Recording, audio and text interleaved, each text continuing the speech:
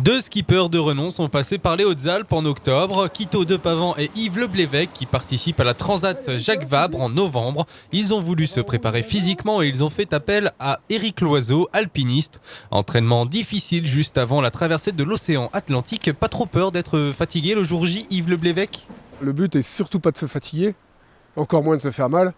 Le but est simplement de travailler une condition physique globale, globalement, de passer des journées au grand air, à marcher et à faire un petit peu d'escalade, enfin découvrir la montagne à notre niveau, on n'est pas des grands montagnards, loin de là. Ça peut être que bon pour la condition physique générale.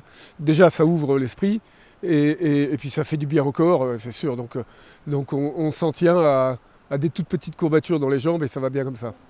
Après avoir pratiqué un peu d'escalade au Montier-les-Bains ou encore une rando longue durée au Lautaret, ils se sont attaqués à l'aiguillette du Lozé, un défi impressionnant pour les deux skippers. C'est là-haut en fait qu'on va aller, le pic là. Moi, je veux bien, c'est ce qu'il dit. C'est assez impressionnant quand même vu d'ici.